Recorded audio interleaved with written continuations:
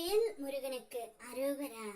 என் அன்பு குழந்தையே, உன் துணையுடன் நீ சேரும் நேரம் வந்தால் மட்டுமே இப்பதிவை உன்னால் கேட்க முடியும். நீ இப்பொழுது உன்னுடைய வாழ்க்கையில் நிலை குலைந்து தன்னந்தனிமையில் நிற்கின்றாய். உன் துணையை பிரிந்து தவித்துக் கொண்டும் வருகின்றாய். நீ விரும்பியவர், நீ நேசித்தவர் உன் அன்பை புரிந்து கொள்ளாமல் இருக்கின்றார் அல்லவா? கவலைப்படாதே பிள்ளையே, உன் அன்பை நான் அவர்களுக்கு புரிய வைக்கின்றேன்.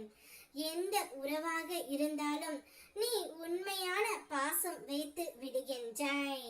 ஆனால் அதே பாசம் மற்றவர்களிடம் கிடைக்க வேண்டும் என்று நீ நினைக்கின்றாய் பிள்ளையே. அதில் ஒன்றும் தவறு இல்லை. நீ விரும்பிய அந்த உறவாக இருக்கும் பொழுது அந்த உறவு எப்படி உன் மனதை காயப்படுத்தும் என்று நீ யோசிக்கின்றாய். நான் இந்த அளவிற்கு அன்பு வைத்திருக்கின்றேனே, ஏன் அந்த உறவு என்னை புரிந்து கொள்ளாமல் சென்று விட்டதே என்ற உன்னுடைய ஏக்கம் எனக்கு புரிகின்றது. துணையின் வீட்டிற்கு சென்று உன்னுடைய அருமையை எடுத்து உரைத்து உன் துணையுடன் உன்னை நான் சேர்த்து வைப்பேன் தங்கமே.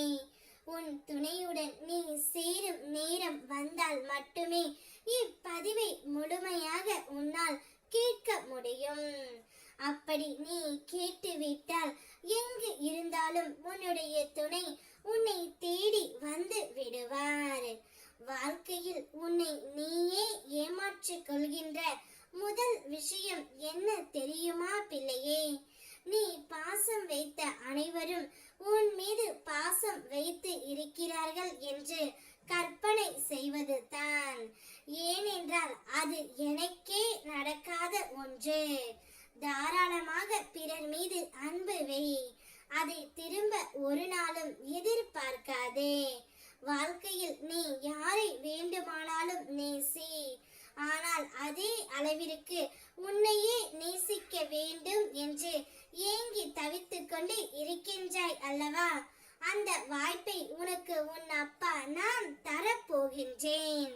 நீ மகிழ்ச்சியாக இருக்கக்கூடிய காலகட்டம் இது.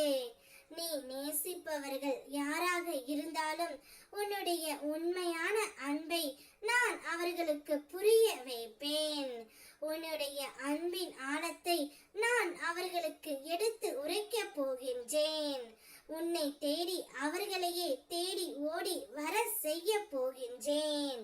உன்னுடைய துணை மனம் மாறி உன்னிடம் வந்து விடுவார்.